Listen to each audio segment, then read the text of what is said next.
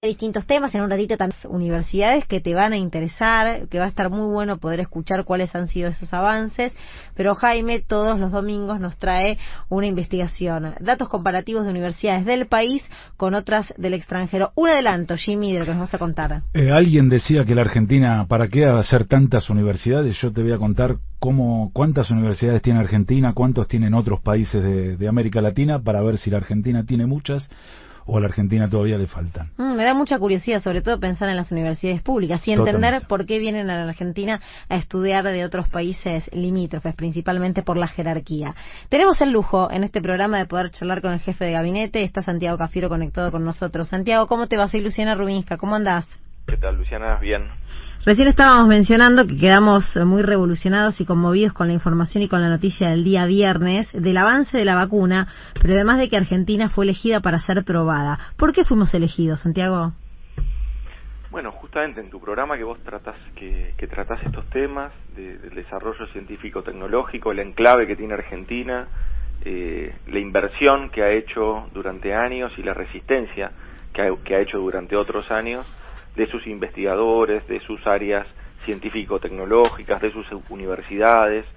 Me parece que es clave entender eso, si no la Argentina no estaría siendo sujeta a este tipo de anuncios. Pensemos que solamente, o sea, es el tercer país, hasta yo también tenía la misma noticia, por ahí después se aclara un poco más, pero esto se está haciendo son dos empresas, una empresa es alemana, con lo cual se está haciendo en Alemania, otra empresa es norteamericana, con lo cual se está haciendo en Estados Unidos, y luego se hace acá en Argentina. Eso habla a las claras de la lucha contra la pandemia, de la seriedad con la que el presidente ha encarado esta lucha inédita contra una pandemia global, y por otro lado, bueno, la fortaleza de su enclave científico-tecnológico, el prestigio de los investigadores argentinos, me parece, investigadores e investigadoras argentinas, me parece que es clave ponerlo también en ese sentido. Cuando nosotros llegamos al gobierno, y por esto quería decir, ¿no?, a veces hay avances y a veces hay retrocesos. Lamentablemente los últimos 4 años fueron de retrocesos en este sentido. Cuando nosotros llegamos, aumentamos las becas de CONICET. Cuando nosotros llegamos, aumentamos los recursos, las partidas de recursos para el Malbrán, por ejemplo. Fíjate hoy lo clave que son estos institutos, ¿no?, para la lucha contra la pandemia. Después, cuando nosotros también tuvimos la posibilidad de intervenir, la Agencia Federal de Inteligencia, direccionamos recursos de los gastos reservados, los gastos para espiar, como se había hecho, los destinamos a financiar los proyectos de test rápido que se hicieron, algunos de ellos en universidades públicas del conurbano. Así que fíjate que a veces hay contramarchas, pero también hay marchas, y me parece que acá creo que es importante resaltar eso, que la ciencia argentina, cuando tiene un gobierno que apoya, un gobierno que acompaña, es claramente de nivel mundial. Hola Santiago, buenas tardes, ¿cómo te va? ¿Qué tal, Jaime? ¿Cómo andas? ¿Bien? Santiago, gracias por estar en el programa. Te hago 2 preguntas. Una es, se decía, y reafirmando lo que vos decís, que la Argentina reunía un equipo de investigadores con capacidad logística y con conocimiento previo en el desarrollo de vacunas y de enfermedades de este tipo. Eso justifica esto que vos estás diciendo, ¿no? Bueno, yo creo que sí, pero que es parte de un aprendizaje, de una trayectoria que tiene nuestro país con esto. Digamos, estos científicos y científicas que hoy van a estar haciendo y desarrollando esto, son parte de capas y capas de investigadores, de aportes públicos para la ciencia durante años, que hacen que hoy tengamos este tipo de carreras, que hoy tengamos este tipo de especialistas, de especialidades. Entonces hay que también ponerlo en contexto histórico. Cuando uno lo pone en contexto histórico se da cuenta que el conocimiento es un cimiento justamente que es diario, que es permanente, y que la verdad debería avergonzarnos cuando tenemos etapas o gobiernos que ponen en cuestión esto, o hasta incluso de alguna manera denigran la participación de los científicos. Santiago, yo recién te prestaba atención de lo que se encontraron con la ciencia en la Argentina y el tremendo ajuste que sufrieron los científicos en los 4 años de macrismo. Casi un milagro. Si uno se pone a pensar en la realidad de la Argentina y en esos científicos que sobrevivieron, yo he entrevistado a muchos de ellos, realmente pensando en la idea de fugarse, de irse del país por la dificultad de poder hacer el desarrollo científico aquí. ¿Es un poco milagroso el científico en la Argentina? Yo creo que son héroes. Yo creo que son héroes como aquellos que se dedican a la salud pública.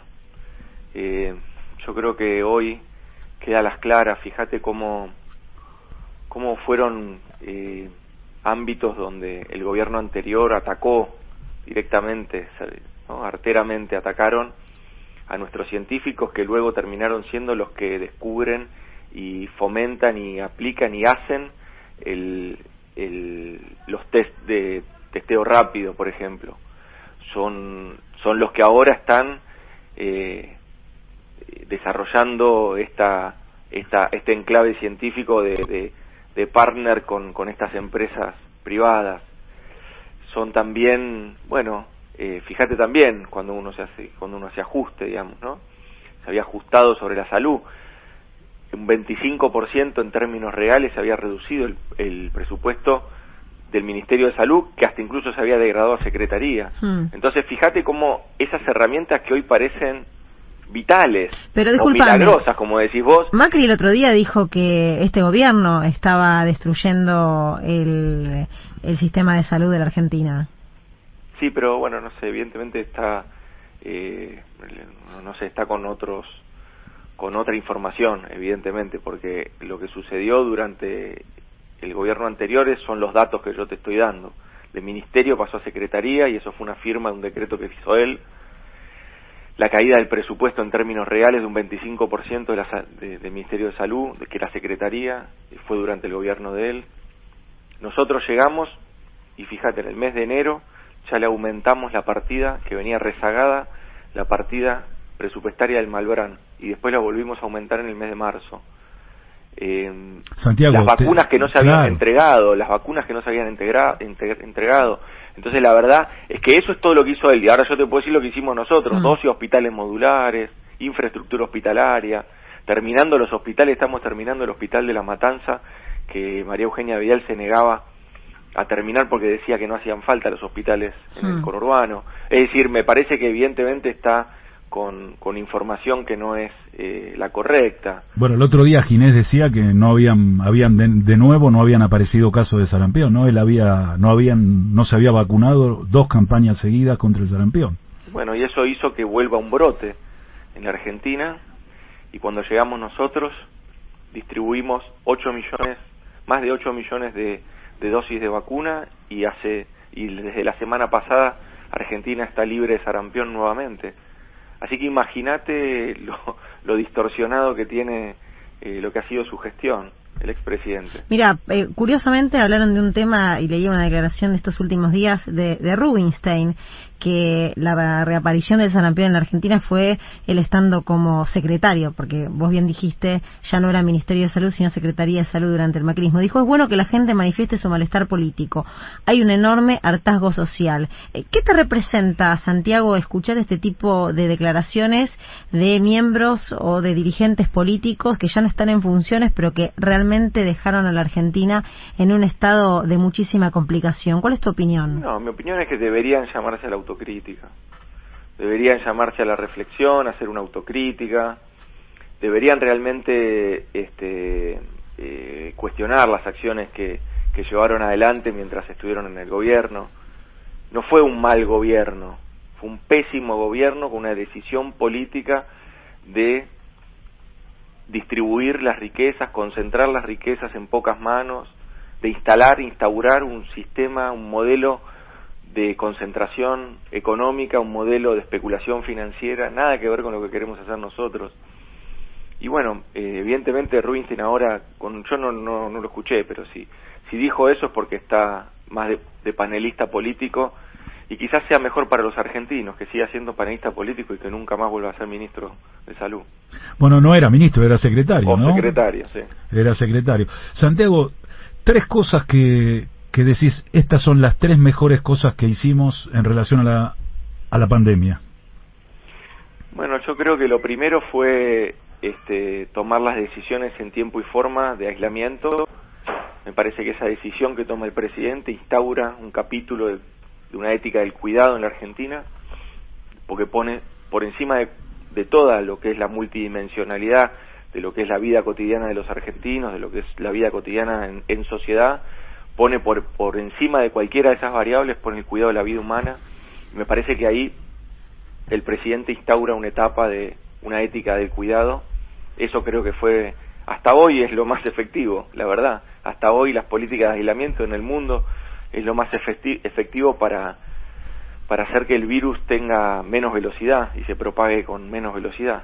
Es lo único que es efectivo. Todo lo demás, por ahora, estamos, como comentábamos anteriormente, estamos con expectativa y queremos aportar y queremos ser parte, pero todavía está en el marco de lo futuro.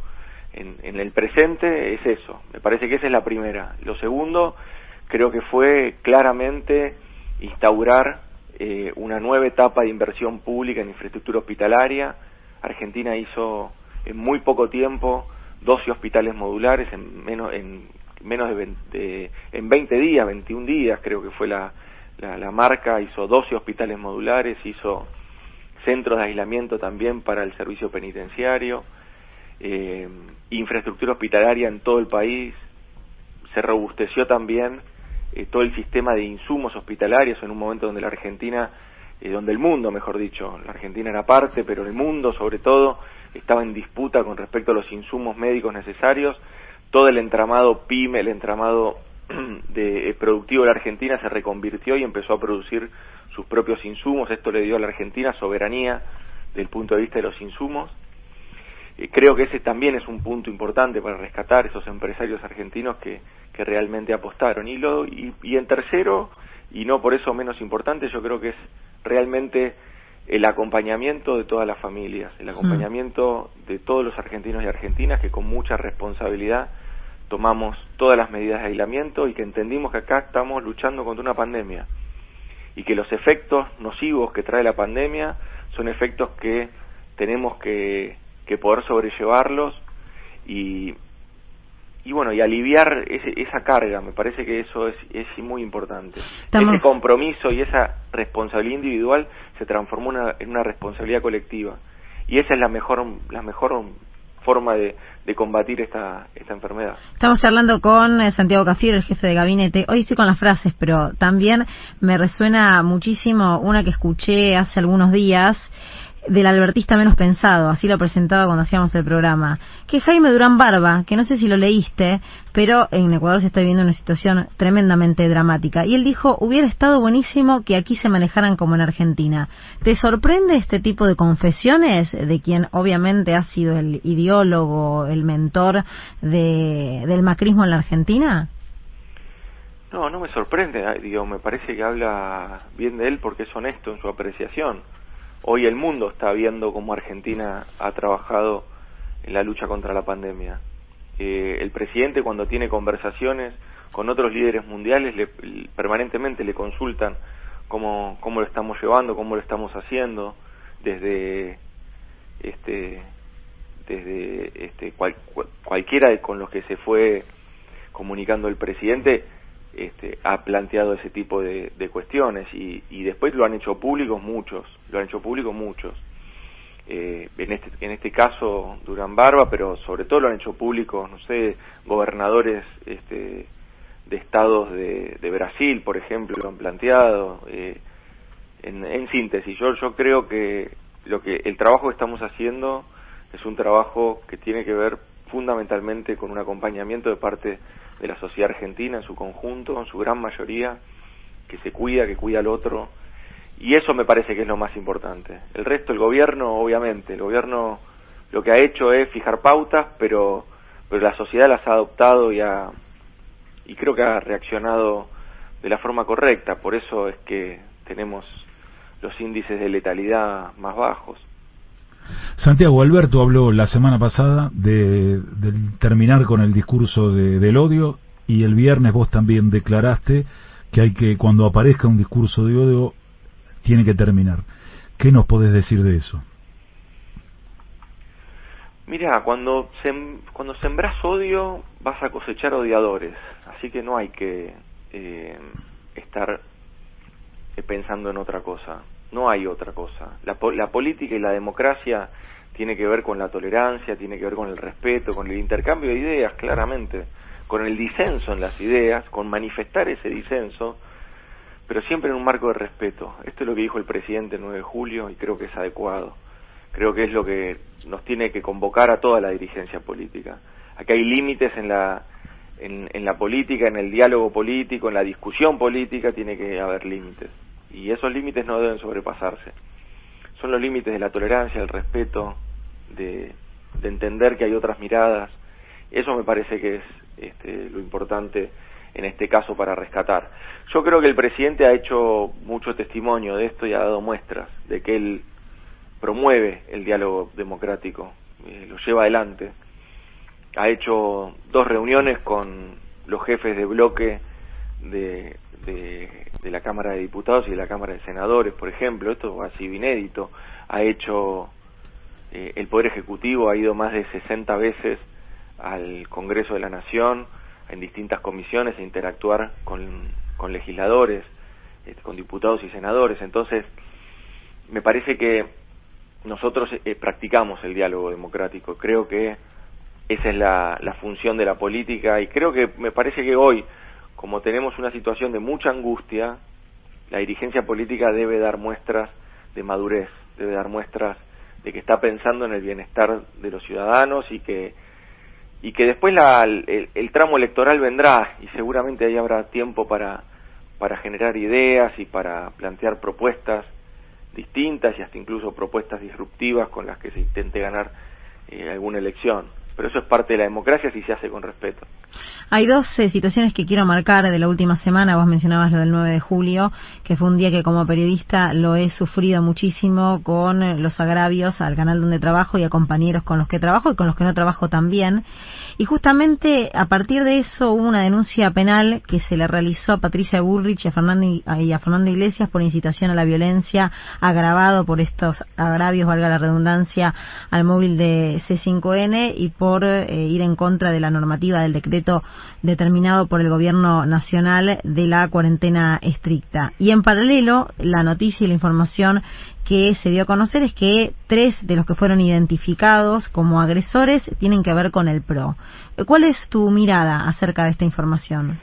Primero, repudiar, como lo hice en su momento, repudiar los hechos de violencia en general, contra la prensa en particular, pero repudiar estos hechos de violencia. Al que piensa distinto, me parece que la Argentina que tenemos que construir, la Argentina de la salida de la pandemia, la Argentina de la reconstrucción, tiene que tener lugar para el intercambio de ideas, el intercambio sano de ideas, sin persecuciones y fundamentalmente sin agresiones y sin violencia.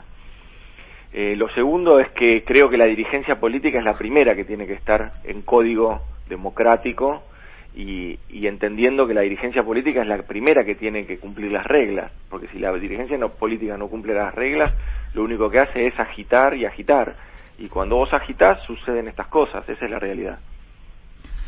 Santiago, 2 preguntas saliendo de la coyuntura. Una que tenemos en este programa: ¿qué es la universidad pública para vos?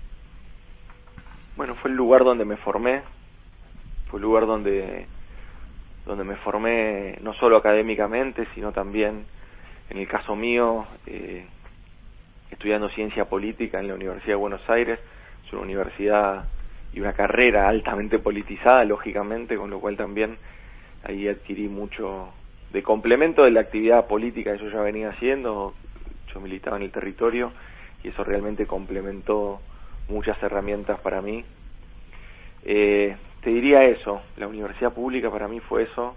Creo que también, saliendo de la cuestión personal, la universidad pública, por compañeros que yo tenía, era la oportunidad de muchos y de muchas de poder tener un futuro que deseaban, y la universidad les abría esa puerta. Me parece que eso es es la universidad pública, para mí y para lo que eran mis compañeros en ese momento. Tuvimos la fortuna de caer en la universidad pública, ¿viste vos? Santiago, para cerrar, la última, nosotros tenemos aquí una recomendación, siempre nos recomiendan un libro, tenemos el honor, el orgullo de que vos nos recomiendes un libro. Te queríamos pedir esa recomendación. A ver, pará, yo fui librero, acordate, Jaime. Me acuerdo. Y ahí tengo entonces una biblioteca diversa. ¿Y en qué rubro? ¿Qué debería lo que vos quieras que los oyentes lean en esta cuarentena, que lo disfruten. Bueno, a mí me gusta mucho, me gusta leer de todo, pero te podría recomendar varios, pero si al que le gustan los cuentos, para mí hay un libro muy muy bueno que es de Samantha Schweblin, que se llama Pájaros en la boca. Es un libro muy muy muy bueno, es de lo mejor que he leído en los últimos años, a mí me pareció muy bueno. Y después, para los que son más nerd como yo, que les gusta la cuestión de la filosofía y la sociología y la discusión y los debates sobre la posmodernidad, pero por eso como es más acotado, no me animaba a decirlo de una. Ahí a mí me gustó mucho, hay un surcoreano que se llama Byung-Chul Han, que es muy muy bueno y viene teorizando sobre el tema de la posmodernidad.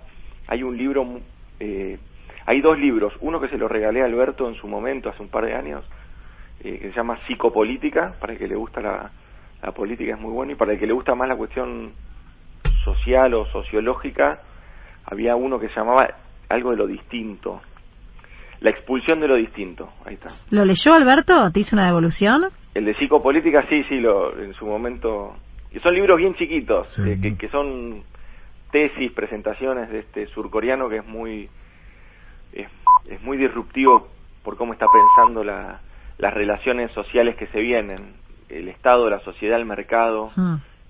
Sí, no sé si tenía en cuenta la pandemia, porque eso también hace repensar todo. Quizás creo que no. Fue un adelantado en la cuestión del Estado y su función. Santiago, es un placer para nosotros haberte tenido aquí. Muchas gracias. Bueno, un gusto. Por aquí, gracias, por Desde el Conocimiento, pasó Santiago Cafiero, el jefe de gabinete, y habló absolutamente de todo. Presenta Maxi Consumo, el supermercado mayorista donde siempre ahorras algo más. Radio 10. Siempre noticias. 17 horas 30 minutos en todo el país. En Buenos Aires el cielo está parcialmente nublado, la temperatura 13 grados 7 décimas. Santiago Cafiero calificó como un pésimo gobierno al de Mauricio Macri. Por Radio 10, el jefe de gabinete consideró que la oposición debería llamarse a la reflexión. Deberían llamarse a la reflexión, hacer una autocrítica, cuestionar las acciones que llevaron adelante mientras estuvieron en el gobierno. No fue un mal gobierno, fue un pésimo gobierno con una decisión política de concentrar las riquezas en pocas manos, de instaurar un sistema, un modelo de concentración económica, un modelo de especulación financiera, nada que ver con lo que queremos hacer nosotros. Otra vez, dos facciones de la UOCRA a los tiros. Esta vez ocurrió en Berisso durante una olla popular. César Alberto Navarro, de 31 años, recibió varios impactos de bala y se encuentra internado. En tanto, otras dos personas, de 19 y 29 años, resultaron con heridas leves. Tomó intervención la DDI de La Plata y la causa está caratulada como abuso de armas y lesiones entre dos agrupaciones de la UOCRA.